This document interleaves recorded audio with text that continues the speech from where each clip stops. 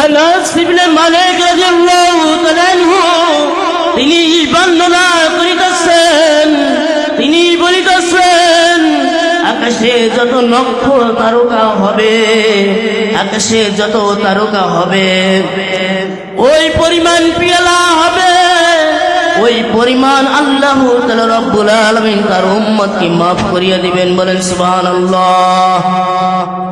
এই আল্লাহ তাআলার গোলামের দল আল্লাহ তাআলা রব্বুল আলামিন যখন রাসূল সাল্লাল্লাহু আলাইহি ওয়াসাল্লাম ওই সময় যখন জান্নাতে হাউজের কাউসারের পানি যখন তিনি পান করাইবেন, ওই সময় কিছু কিছু লোকদেরকে আল্লাহ রব্বুল আলামিন ওই লাইন থেকে সরিয়ে সরিয়ে দিবেন।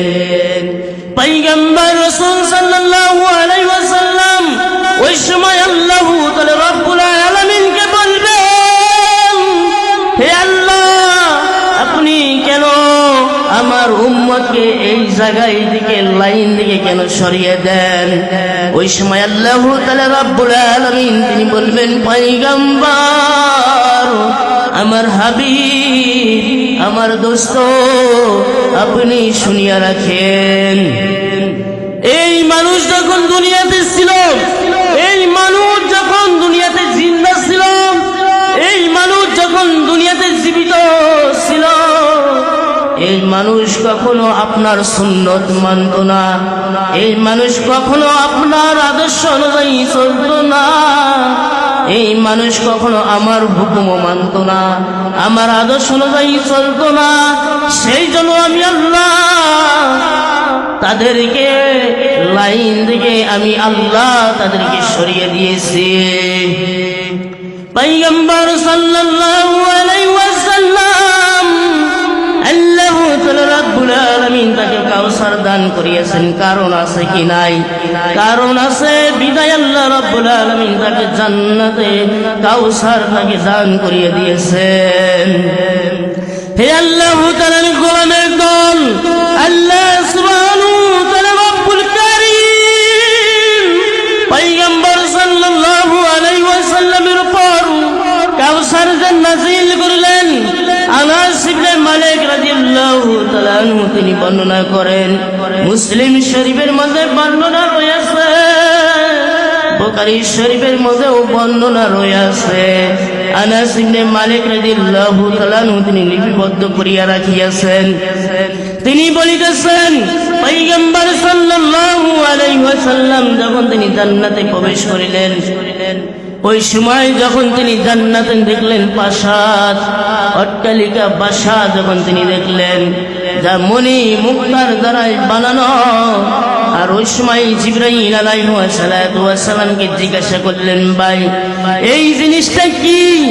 আর ওই সময় জিবরাইল আলাইহিস সালাম তিনি বললেন, পয়গম্বর আল্লাহ রাব্বুল আলামিন আপনাকে দান করেছেন, এইটাই হলো কাউসার।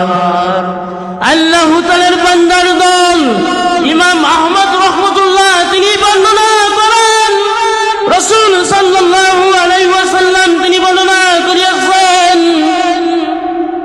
আব্দুল্লাহ ইবনে ওমর রাদিয়াল্লাহু তাআলা আনহু তিনি বর্ণনা করিতেছেন, রাসূল সাল্লাল্লাহু আলাইহি ওয়াসাল্লাম বললেন, যখন আমি জান্নাতে প্রবেশ করিলাম, জান্নাতে সুন্দর সুন্দর পাখি দেখিলাম, পাখি দেখিলাম।